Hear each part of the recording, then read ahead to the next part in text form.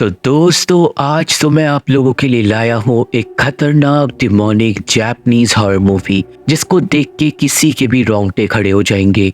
Movie का नाम है नोरोई, जिसका मतलब होता है श्राप। और ये मूवी कमाल की थी। मूवी में हम लोग देखेंगे अलग अलग डिमोनिक चीजों को जो ऐसा लगेगा कि कनेक्टेड नहीं है, पर सारी कहानी एंड में कनेक्टेड होगी। तो वीडियो को पूरा लास्ट तक देखना। IMDb ने इसे 6.9 आउट ऑफ 10 की रेटिंग्स दी है और ये मूवी आप सभी को खिलाने वाली है। चल पे नए हो तो चैनल को सब्सक्राइब करना और वीडियो को लाइक करना बिल्कुल भी मत भूलना, क्योंकि अब हम देखने जा रहे हैं नोरोई मूवी की एक डरावनी डिमोनिक कहानी। तो मूवी की शुरुआत में हमें बताया जाता है कि फिल्म के किरदारों के नाम बदल दिए गए हैं, यानी कि हो सकता है कि ये मूवी सच्ची घटना पे आधारित हो, बट हम इस बारे में एंड में बात करेंगे। हमें दिखाई जाती है एक वीडियो टेप जो श्रापित थी। हमें पता चलता है एक पैरानॉर्मल इन्वेस्टिगेटर के बारे में जिसका नाम था कोबायाशी, और वो जापान में बहुत फेमस हॉरर केसेस को सॉल्व करता था। कोबायाशी की हम कुछ वीडियोस को भी देख पाते हैं जिसमें वो अलग अलग केसेस को सॉल्व कर रहा था। पर 4 अप्रैल 2004 को कोबायाशी ने आखिरी इन्वेस्टिगेशन को पूरा करा था, जिसके बाद 19 मार्च को उसके घर में आग लग गई। आग में कोबायाशी की बीवी केई को जलकर मारी गई थी, पर कोबायाशी गायब हो गया था और उसके साथ क्या हुआ ये आज तक किसी को नहीं पता चला। कोबायाशी की आखिरी इन्वेस्टिगेशन का नाम था नोरोई, जिसकी टेप अब हमें दिखाई जाएगी और हमें पता चलेगा कि कोबायाशी के साथ क्या डिमोनिक हुआ था जो वो गायब हो गया। बात शुरू होती है नवंबर 12, 2002 में, जहाँ पे कोबायाशी आया हुआ था एक घर में मित्सुओ नाम की एक औरत से बात करने, क्योंकि मित्सुओ को अपने पास के घर से एक बच्चे की रोने की आवाज डेली आती थी। मित्सुओ की एक छोटी बेटी थी और मित्सुओ कोबायाशी को बताती है कि उनके पड़ोस में एक औरत रहती है जिसके पास शायद एक बच्चा है, पर मित्सुओ ने उस बच्चे को सिर्फ एक ही बार देखा था। मित्सुओ को शक था कि वो औरत कुछ उल्टा सीधा कर रही है और इसलिए अब कोबायाशी जाता है उस औरत के घर। घर से अचानक वो औरत निकलती है और कोबायाशी पे पागलों की तरह चिल्लाने लगती है कि तुम कौन हो और मेरे से ऐसी बात कैसे कर रहे हो। वो औरत कोबायाशी को कुछ भी नहीं बताती और वापस घर में चली जाती है, पर फिर वापस जाते वक्त कोबायाशी कैमरे में कैद करता है एक बच्चा जो असल में खिड़की से झांक रहा था, और कोबायाशी को लगता है कि ये बच्चा शायद उसी औरत का है, पर बात इतनी सी नहीं थी। असल में वीडियो में एक अजीब आवाज कैद हो गई थी जिसे कोबायाशी लेके जाता है एक साउंड ठीक करने वाले बंदे के पास। कोबायाशी को वहां से उस आवाज की क्लियर कॉपी मिल जाती है जो एक बिल्ली के रोने की आवाज जैसी लग रही थी, पर असल में वो आवाज एक नहीं कम से कम 5 बच्चों की रोने की आवाज थी, जिससे कोबायाशी चौंक जाता है। अब नवंबर 20 को कोबायाशी वापस जाता है मित्सुओ से मिलने, पर अब उसे पता चलता है कि वो औरत घर खाली करके जा चुकी है, और उस औरत के जाते ही मित्सुओ को बच्चे की रोने की आवाज आना बंद हो गई थी। कोबायाशी फिर से उस औरत के घर पे जाता है और वहां पे एक लेटर से कोबायाशी को पता चलता है कि उस औरत का नाम था जुनको ईशी। इधर उधर छानाबीनी करते हुए कोबायाशी को जुनको के घर के आसपास बहुत सारे कबूतर मरे पड़े मिलते हैं। और दोस्तों फिर 25 नवंबर को मित्सुओ और उसकी छोटी बेटी एक कार एक्सीडेंट में मारे जाते हैं, जिससे कोबायाशी को यकीन था कि कुछ तो डिमोनिक वहां पे हुआ है। खैर चलो, कोबायाशी ने इस बात पे ज्यादा ध्यान नहीं दिया था, और फिर अगस्त 2003 में टीवी पे आया था एक रियलिटी शो। उस रियलिटी शो में कोइची नाम का एक साइकिक बच्चों की साइकिक एबिलिटीज को उभारने में मदद कर रहा था। उसने बच्चों को काफी सारी ड्राइंग्स दी थी, पर बच्चों को पता नहीं था कि कागज पे कौन सी ड्राइंग्स बनी हुई है, और फिर बच्चों को ध्यान लगा के ड्राइंग्स को बनाना था बिना देखे। सारे बच्चे गलत गैस करते हैं, पर एक लड़की जिसका नाम था कन्ना हर बार ड्राइंग को बिल्कुल सही बना रही थी। कोइची उस बात से कंक्लूजन निकालता है कि कन्ना के पास साइकिक शक्तियां हैं, पर अचानक आखिरी वाली ड्राइंग में कन्ना गड़बड़ कर देती है और वो ड्राइंग की जगह बना देती है एक डिमोनिक चेहरा। इसके बाद एक दूसरे एक्सपेरिमेंट में बच्चों को एक खाली फ्लास्क के अंदर पानी को इमेजिन करना था ताकि पानी अपने आप फ्लास्क के अंदर आ जाए। और जब कन्ना ऐसा करती है तो सच में उसकी फ्लास्क में पानी भरने लगता है और ऐसा करने से उसके सर में दर्द हो जाता है। पर जो पानी था वो गंदा था और उसके अंदर बाल भी थे। कन्ना के उस पानी के सैंपल को लैब भेजा जाता है और साइंटिस्ट लोग पता लगाते हैं कि वो पानी किसी नदी का है और जो बाल है वो किसी इंसान के इन्फेंट बच्चे के है। अभी ये बात पता चलती है कोबायाशी को और इसलिए 27 अगस्त 2003 को वो कन्ना के घर गया था इंटरव्यू लेने। कन्ना की माँ कोबायाशी को बताती है कि जब से टीवी पे वो शो कन्ना ने किया है वो दिन में ज्यादातर सोती रहती है और उसके सर में भी दर्द रहता है। कन्ना का बिहेवियर थोड़ा बदल गया था, पर कन्ना के साथ क्या प्रॉब्लम थी ये डॉक्टर्स भी पता नहीं लगा पा रहे थे। खैर चलो, कोबायाशी सोचता है कि ये भी कोई नॉर्मल केस होगा। पर अब बात आती है अक्टूबर 23, 2003 पे, जहाँ पे एक टीवी वैरायटी शो के चलते हम लोग मिलते हैं मारिका नाम की एक साइकिक से, जो अपनी टीम के साथ जाती है एक हॉन्टेड श्राइन को डॉक्यूमेंट करने के लिए। वो लोग पहुंचते हैं श्राइन पे, जहाँ पे मारिका को कुछ अजीब सेंसेशंस आने लगती है। उसे कुछ अजीब फील होता है, जिसके पीछे मारिका अपनी टीम को ले जाती है और उन लोगों को मिलते हैं 2 सूखे हुए पेड़ के अंदर से गंदा चिपचिपा पदार्थ भी बाहर निकल रहा था। और फिर अचानक मारिका को सुनाई देती है एक डिमोनिक आवाज। वो आवाज और किसी को नहीं आती, जिससे मारिका डरने लगती है और अचानक ही मारिका को कुछ हो जाता है और वो गिर के जोर जोर से पागलों की तरह चिल्लाने लगती है, रोने लगती है। फुटेज बंद हो जाती है और हमें पता चलता है कि अब 26 नवंबर 2003 को ये मारिका वाली फुटेज टीवी पे लोगों को दिखाई जा रही थी एक टॉक शो के दौरान। उस टॉक शो में मारिका से मिलने आया हुआ था कोबायाशी। कोबायाशी मारिका से कुछ सवाल पूछता है, पर दोस्तों मारिका को कुछ भी याद नहीं था कि श्राइन में उसके साथ क्या हुआ था। मारिका की मेमोरीज को ठीक करने के लिए अब स्टेज पे बुलाया जाता है एक बड़े साइकिक को, जिसका नाम है होरी। होरी आता है और उसने अपने शरीर पे एक एल्यूमिनियम टोपी और कोट पहना हुआ था। असल में होरी के पास इतनी ज्यादा शक्तियां हैं कि उसे अपने बचाव के लिए ऐसी चीजें पहननी पड़ती है, और होरी की थोड़ी दिमागी हालत भी खराब थी इसी वजह से। अब जैसे ही होरी मारिका को देखता है वो मारिका पे हमला कर देता है। होरी चिल्ला के बोलने लगता है, भागो भागो कबूतर कबूतर, जिससे मारिका डर जाती है और होरी को स्टूडियो के बाहर निकाल दिया जाता है। पर अगर आप लोगों को याद हो तो हमने कबूतरों को मरा हुआ जुनको के घर के सामने देखा था। अब टॉक शो के बाद कोबायाशी मिलता है वैरायटी शो के डायरेक्टर से, और डायरेक्टर कोबायाशी को मारिका वाली वीडियो फिर से दिखाता है जिसमें कुछ डिमोनिक कैद हुआ था। वो चीज देखने के बाद कोबायाशी बुलाता है मारिका को, और फिर वो मारिका को भी वो डिमोनिक चीज कैमरे में दिखाता है, जिससे मारिका के भी होश उड़ गए थे। इसके बाद मारिका अपनी डायरी कोबायाशी को दिखाती है, जिसमें मारिका ने अजीब से पैटर्न्स बना रखे थे, और मारिका बताती है कि आजकल वो ये पैटर्न्स नींद में बनाने लगी है। खैर दोस्तों, जो डिमोनिक चीज कैमरे में कैद हुई थी वो थी एक आकृति किसी इंसान की, जिसकी शक्ल बिल्कुल उस ड्राइंग जैसी थी जो कन्ना ने बनाई थी।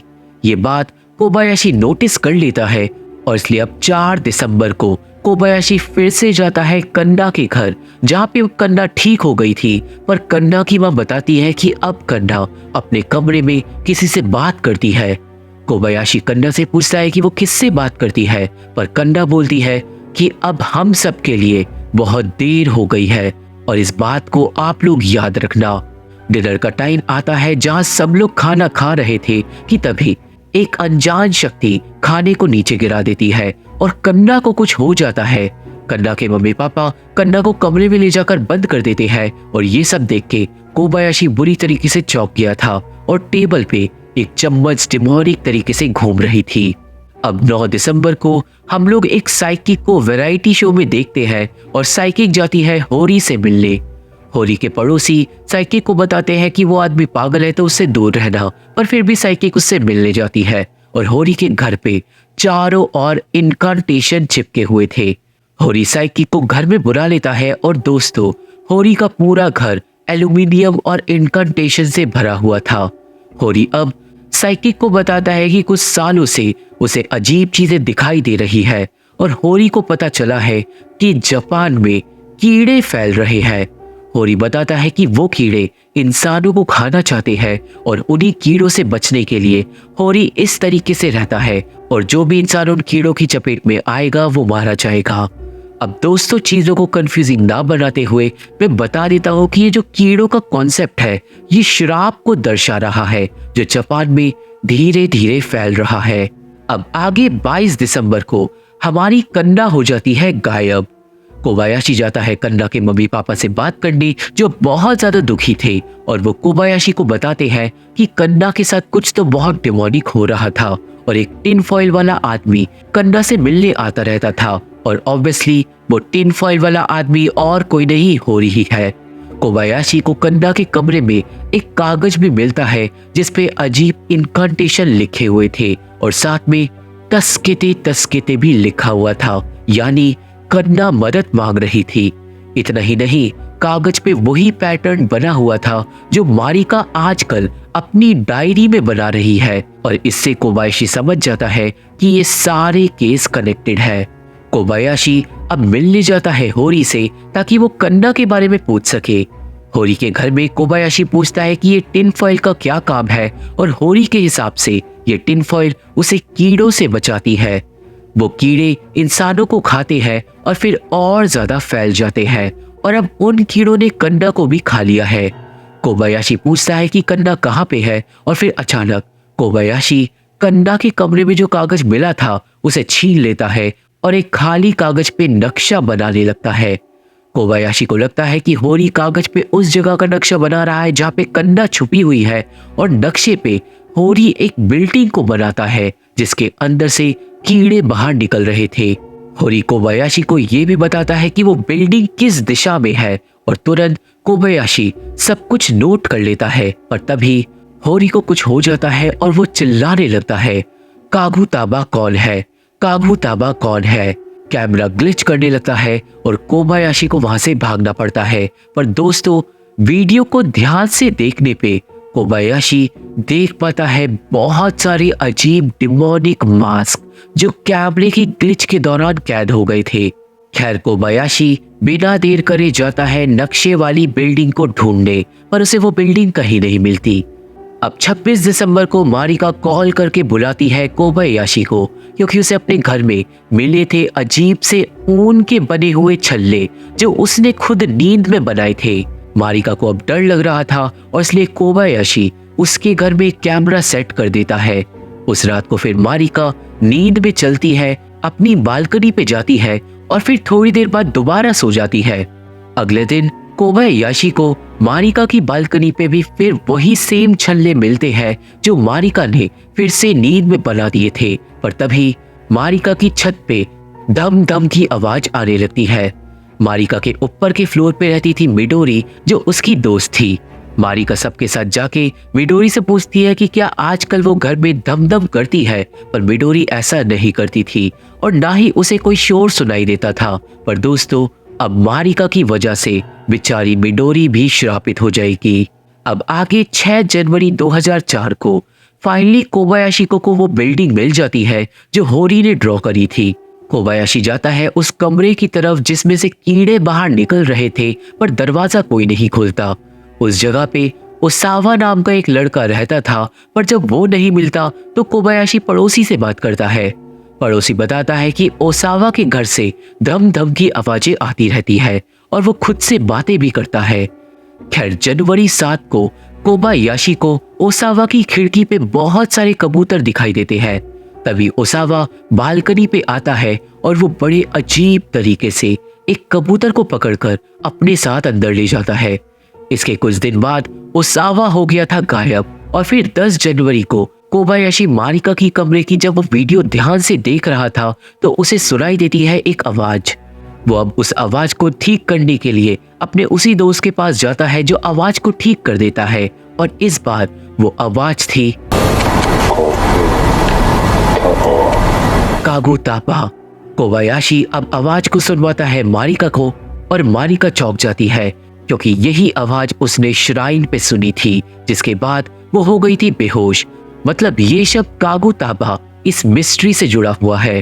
कोबायाशी अब कुछ टाइम तक सर्च करता है कागुताबा शब्द के बारे में और काफी लोगों से बात करने के बाद उसे मिलता है शिओया नाम का एक आदमी जो कागुताबा के बारे में जानता था। 15 जनवरी को कोबायाशी अब शिओया से मिलने जाता है जो निकालता है एक किताब। उस किताब में लिखा हुआ था शिमोकागे नाम के एक गांव के बारे में जो डैम टूटने के बाद पानी में डूब गया था। डैम टूटने से पहले शिमोकागे गांव में लोग एक अजीब रिचुअल करते थे एक डीमन को शांत करने के लिए और उस डीमन का नाम था कागुताबा। शिओया अब एक पुराना डॉक्यूमेंट निकालता है जिससे पता चलता है कि कागुताबा दुनिया खत्म करने वाली ताकतें रखता है। कहानी के हिसाब से बहुत सालों पहले कुछ जादूगर शिमोकागे गांव में रहने के लिए आए थे और उन्होंने ही ये कागुताबा वाला रिचुअल किया था डीमन को धरती पे बुलाने के लिए, पर रिचुअल में कुछ गलती हो गई थी और वो डीमन गांव के लोगों को मारने लगा था। उसके बाद कागुताबा को खत्म करने के लिए जादूगरों ने एक और रिचुअल किया था जिसे कहते हैं कागुताबा रिचुअल, और उस रिचुअल से डीमन शांत हो गया था। शिमोकागे गांव में उसी रिचुअल को करा जाता था बार बार ताकि वो डीमन शांत रहे, पर अब वो गांव पानी में डूब चुका है। कोबायाशी को अब कागुताबा रिचुअल के बारे में और जानना था और इसलिए वो मिलने जाता है तानीमुरा नाम के एक रिसर्चर से 18 जनवरी को। तानीमुरा कोबायाशी को बताता है कि आखिरी बार कागुताबा रिचुअल किया गया था 1978 में, जिसकी वीडियो भी बनाई गई थी। रिचुअल को परफॉर्म करा था ईशी नाम के एक प्रीस्ट ने, जिसकी वीडियो अब हम लोग देखेंगे। वीडियो में शिमोकागे गांव के अंदर बहुत सारे कुत्तों को हम देख पाते हैं जिनका इस्तेमाल रिचुअल में किया जाता था। कागुताबा का चेहरा असल में उसी डिमोनिक मास्क जैसा दिखता था और रिचुअल के दौरान ईशी की बेटी उस मास्क को पहनती थी और डांस करती थी। फिर रिचुअल में आता था ईशी और वो अपनी बेटी पे करता था कागुताबा रिचुअल जिससे डीमन शांत हो जाए, पर आखिरी रिचुअल के दौरान कुछ गड़बड़ हो गई थी और रिचुअल ढंग से पूरा नहीं हुआ था। ईशी की बेटी पागलों की तरह चिल्लाने लगी थी, जिसके बाद ईशी की बेटी को कागुताबा डीमन ने पोजेस कर लिया था। खैर, तानीमुरा कोबायाशी को बताता है कि ये तो बस कहानियां हैं और सच कोई नहीं जानता क्योंकि वो गांव अब पानी में डूब चुका है। प्रीस्ट ईशी और उसकी बीवी मर चुके हैं, पर ईशी की बेटी अभी तक जिंदा है और वो अपने पापा के घर में अब रहती है। कोबायाशी अब तुरंत ईशी की बेटी से मिलने जाता है जो अब रहती थी मिकाशी नाम के गांव में। उस गांव में भी कोबायाशी को बहुत सारे कुत्ते मिलते हैं, पर वहां पे जाके उसके होश उड़ जाते हैं क्योंकि ईशी की बेटी का घर पूरी तरीके से डिमोनिक छल्लों से सजा हुआ था और कोबायाशी समझ जाता है कि श्राप की शुरुआत यहीं से हुई है क्योंकि कागुताबा अभी भी ईशी की बेटी के अंदर है। वो जाके दरवाजा खटखटाता है और तभी बाहर आती है जुनको, जो चिल्लाती है और भाग जाती है। और इसका मतलब दोस्तों, जुनको ही ईशी की बेटी है और याद हो तो उसका पूरा नाम था जुनको ईशी और इस डिमोनिक औरत की वजह से ही श्राप फैल रहा है। कोबायाशी अब पड़ोसियों से जाकर जुनको के बारे में पूछता है और पड़ोसी लोग बताते हैं कि जब से जुनको पढ़ाई करके टोक्यो से वापस गांव लौटी है तब से गांव में हो रही है अजीब चीजें। मिकाशी गांव वालों को लग रहा था कि जुनको श्रापित है और कई लोग तो जुनको के नाम से ही डर रहे थे। कोबायाशी अब 21 जनवरी को जाता है टोक्यो जुनको की यूनिवर्सिटी में। वहां से उसे पता चलता है कि जुनको कहाँ काम करती थी और फिर 27 जनवरी को कोबायाशी मिलता है जुनको की एक कोवर्कर से। कोवर्कर बताती है कि जुनको अबॉर्शन करने की इंचार्ज थी एक क्लिनिक में, पर दोस्तों जुनको अपने साथ मरे हुए बच्चों को अपने घर ले जाती थी। अब फरवरी 6 को मारिका मिलने आती है कोबायाशी से जो रो रही थी क्योंकि दोस्तों मारिका की दोस्त मिडोरी अब मर चुकी थी। हमें पता चलता है कि मिडोरी और कई सारे और लोगों ने एक पार्क में खुदकुशी कर ली है, वो भी एक साथ, और इस बात से मारिका इतनी ज्यादा डर गई थी कि वो घर छोड़कर आ गई थी। कोबायाशी अब मारिका को ले जाता है अपने घर, जहाँ पे हम मिलते हैं कोबायाशी की बीवी केइको से, जो अब मारिका का ख्याल रखेगी। कोबायाशी अब उन लोगों की न्यूज देखता है जो मरे थे और उनमें से एक लड़का था ओसावा जो कुछ टाइम पहले गायब हो गया था। कोबायाशी 11 फरवरी को फिर से जाता है ओसावा के घर और फिर से पड़ोसी से बात करता है। पड़ोसी बताता है कि ओसावा बगल में रहने वाली औरत से बहुत ज्यादा लड़ाई करता था, पर ओसावा के गायब होने के बाद उस औरत ने अपना घर खाली कर दिया। उस औरत का एक छोटा बेटा भी था और ऑब्वियसली वो औरत थी जुनको, जिससे कोबायाशी समझ जाता है कि जितने भी लोग पार्क में मरे हैं वो सब श्रापित थे। 12 फरवरी को चीजें और ज्यादा बदतर हो जाती है जब कोबायाशी को पता चलता है कि कन्ना के पापा ने कन्ना की मां को मार डाला। कन्ना के पापा को अरेस्ट कर लिया गया था, पर यह भी श्राप का ही काम था। सीन मारिका पे जाता है जो केइको के साथ खाना खाने वाली थी कि तभी उसे कुछ हो जाता है। मारिका अनकॉन्शियस होकर डेमोनिक आवाजें निकालने लगती है। अचानक खिड़की पे कबूतर आके टकराने लगते हैं और मारिका बेहोश हो जाती है। जब मारिका को होश आता है तो उसे कुछ भी याद नहीं था, पर खिड़की के बाहर मरे हुए कबूतर देख के मारिका समझ गई थी कि अब शायद मरने की बारी उसकी है। ये बात मारिका बताती है कोबायाशी को, और अब अगर उसे श्राप से बचना है तो उसे कुछ न कुछ तो करना ही होगा।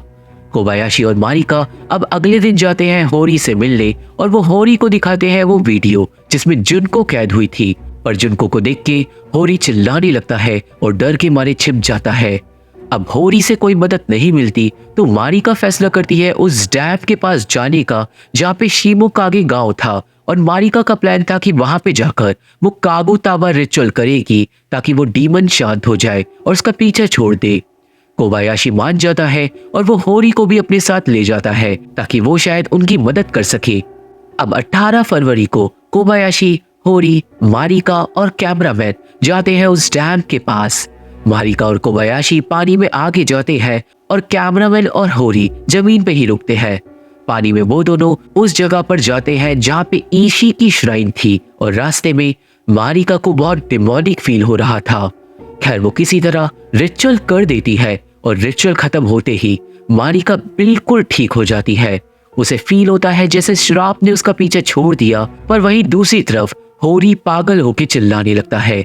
होरी दोनों लोगों को तुरंत पानी से बाहर बुला लेता है और वो बोलता है कागुताबा आ रहा है।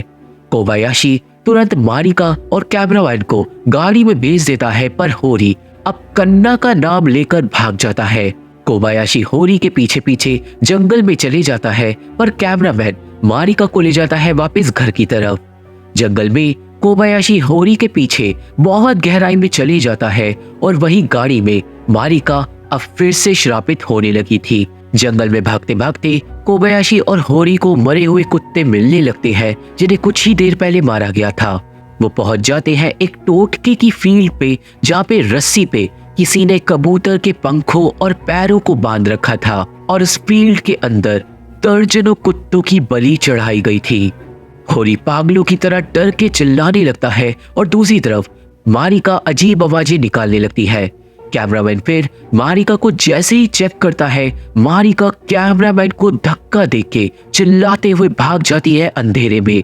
दूसरी तरफ होरी और कोबायाशी पहुंचते हैं एक टूटी हुई श्राइन के पास जिसके ऊपर कागुताबा के सिंबल बने हुए थे, और वहां पे होरी चिल्लाने लगता है कन्ना का नाम। होरी कन्ना को एक टूटी हुई जगह पे ढूंढने लगता है और वहीं कैमरामैन को मारिका मिलती है जंगल में, जो चिल्ला रही थी, रो रही थी और डिमोनिक आवाजें निकाल रही थी। खैर अचानक ही होरी चिल्लाने लगता है और कोबायाशी को नाइट विजन में दिखाई देती है कन्ना, जिसके ऊपर सैकड़ों बच्चों की आत्माएं रैग रही थी, जिसे देख के कोबायाशी के होश उड़ जाते हैं और होरी हो जाता है बेहोश। वहीं मारिका अचानक चिल्लाना बंद कर देती है और वो फिर से नॉर्मल फील करने लगती है, पर उसे कुछ भी याद नहीं था जो अभी हुआ। अगले दिन होरी और मारिका को हॉस्पिटल में एडमिट करवा दिया जाता है, पर कोबायाशी अब फिर से जाता है जुनको के घर। वो इस बार घर के अंदर बिना पूछे घुस जाता है और छानाबीनी करने लगता है। पूरा घर कबाड़ा हो रखा था और फिर ऊपर के फ्लोर पे एक कमरे के अंदर कोबायाशी को मिलती है जुनको की लटकी हुई लाश, जो डिमोनिक चीजों से घिरी हुई थी। पूरे कमरे में काले जादू का सामान फैला हुआ था और एक दीवार पे कागुताबा के बहुत सारे मास्क थे। पर तभी एक टेबल के पीछे कोबायाशी को मिलती है कन्ना, जो बेचारी मर चुकी थी और साथ ही साथ जुनको का छोटा बेटा जो जिंदा था। ये बात साफ थी कि जिनको किसी डिमोनिक रिचुअल को शायद सक्सेसफुली कर चुकी है, पर फिलहाल के लिए कोबायाशी पुलिस को फोन करता है और वो लोग लाशों को वहां से ले जाते हैं। खैर, अब आगे हमें बताया जाता है कि कोबायाशी ने जुनको के बेटे को अडॉप्ट कर लिया था, क्योंकि डीएनए टेस्ट से ये पता चला था कि वो लड़का जुनको का बेटा नहीं था, जबकि जुनको ने उसे भी किडनैप कर रखा था। पर पुलिस को उस बच्चे का रिकॉर्ड कहीं भी नहीं मिला था। मार्च 6 को हम उस लड़के को कोबायाशी और केइको के साथ डिनर करता हुआ देख पाते हैं, पर वो ज्यादा बात नहीं करता था। 8 मार्च को कोबायाशी मारिका से भी मिलता है, जो अब काफी अच्छा फील कर रही थी और उसके साथ पैरानॉर्मल चीजें होना भी बंद हो गई थी। मतलब शायद दोस्तों मारिका ने सही करा और उसने वो रिचुअल करके खुद को श्राप से बचा लिया। 13 मार्च को हमें पता चलता है कि होरी को एक पागल खाने में भर्ती करा दिया गया है। पर अब 17 मार्च को कोबायाशी को बुलाता है तानीमुरा, जिसे कागुताबा के बारे में एक पुराना स्क्रोल मिला था। उस स्क्रोल में डीमन को आजाद करने का रिचुअल लिखा हुआ था और यहाँ पे खुलता है एक राज। असल में दोस्तों जुनको थी पोजेस्ड और श्रापित, और उसे डीमन को हमारी दुनिया में लाना था, और ऐसा करने के लिए उसे एक मीडियम चाहिए था, और वो मीडियम थी कन्ना। जुनको ने कन्ना को किडनैप करके कन्ना को खिलाए थे वो मरे हुए बच्चे जो वो अबॉर्शन क्लिनिक से चुरा कर लाती थी, क्योंकि ये एक रिचुअल का पार्ट था और इसलिए कन्ना की आत्मा पे हमने इतने सारे बच्चों को देखा था। कुत्तों की बलि भी जुनको ने ही चढ़ाई थी, और जो इंसान मरे थे उन इंसानों की आत्माएं खा के कागुताबा शक्तिशाली हो रहा था। एंड में जुनको ने अपना सेक्रीफाइस भी कर दिया था और डीमन हमारी दुनिया में आ गया था। मतलब अब कागुताबा का श्राप बहुत ज्यादा शक्तिशाली हो गया है और वो जिसे भी लगेगा वो मारा जाएगा। पर आखिर कागुताबा है कहाँ पे, ये हमें अब पता चलेगा। यहाँ पे मैं ये भी बता देता हूँ कि कन्ना ने एक बार बोला था कि अब हम सब लोगों के लिए बहुत ज्यादा देर हो चुकी है, तो वो यही समझाने की कोशिश कर रही थी कि अब कुछ भी कर लो कागुताबा आजाद होकर ही रहेगा। फुटेज खत्म हो जाती है और हमें अब बताया जाता है कि 19 मार्च को कोबायाशी के घर में आग लग गई थी और केइको मारी गई थी। कोबायाशी मिसिंग हो गया था और इतना ही नहीं, पागल खाने से होरी भाग गया था और उसकी लाश एक डक्ट के अंदर मुड़ी तुड़ी मिली थी। इसके बाद 19 मई को एक वीडियो पब्लिशिंग कंपनी के पास आई थी और उस वीडियो पे लिखा हुआ था नोरोई, और वीडियो को भेजने वाला था कोबायाशी। वीडियो के अंदर हम लोग देखते हैं होरी को, जो भागकर कोबायाशी के घर आ गया था 19 मार्च को। होरी ने उठा लिया था एक पत्थर और वो बोल रहा था कागुताबा तुम्हारे घर में है। जिसके बाद होरी भागकर अंदर घुस गया था और उसने पकड़ लिया था जुनको के उस बच्चे को जो शक्ल से ही डिमोनिक था। होरी जुनको के लड़के को सर पे मारने लगा था और केइको और कोबायाशी ने उसे रोकने की बहुत कोशिश करी थी, पर होरी ने एंड में लड़के को पकड़ लिया था। होरी बोलता है कि ये इंसान नहीं कागुताबा है, जिसके बाद वो उस लड़के को सर पे पूरी तरीके से पत्थर से मारता है और मारता है जब तक वो मर नहीं जाता। कोबायाशी और केइको भी घायल हो जाते हैं, पर अचानक ही वो बच्चा खड़ा हो जाता है और बदल जाता है कागुताबा में। कागुताबा अब केइको और होरी को पोजेस कर लेता है और होरी कोबायाशी को पत्थर से मारकर घायल कर देता है। कागुताबा होरी को ले जाता है अपने साथ घर के बाहर, और दोस्तों कोबायाशी घायल होने की वजह से हिल भी नहीं पाता जब उसकी बीवी जाती है और अपने ऊपर मिट्टी का तेल डाल लेती है। इसके बाद जो हुआ वो मुझे बताने की जरूरत नहीं, क्योंकि केइको पूरे घर के साथ जलकर मारी जाती है और कोबायाशी हो जाता है गायब, और अब तक किसी को पता नहीं चला कि कोबायाशी के साथ क्या हुआ, और मूवी इसी डिमोनिक एंडिंग के साथ खत्म हो जाती है। तो ये थी एक्सप्लेनेशन नोरोई मूवी की, और मुझे आशा है कि आप सभी को ये डिमोनिक मूवी समझ आ गई होगी और मेरी वीडियो पसंद आई होगी। ये मूवी देखनी है तो मेरा टेलीग्राम चैनल ज्वाइन करना होगा। मेरे फेसबुक पेज का लिंक और बाकी social media link description box में मौजूद है, तो अगर आप लोग मेरे से जुड़ना चाहते हो और मेरे से बात करना चाहते हो तो मेरे को वहां पे फॉलो जरूर कर सकते हो। वीडियो पसंद आई है तो वीडियो को लाइक करके और चैनल को सब्सक्राइब करके हमारा सपोर्ट जरूर करना, क्योंकि इन्हीं चीज से हमें हेल्प मिलती है। और अब मैं आप लोगों से मिलता हूँ अपनी अगली वीडियो में, तब तक के लिए अरिगातो गोजाइमास, जहान रहे।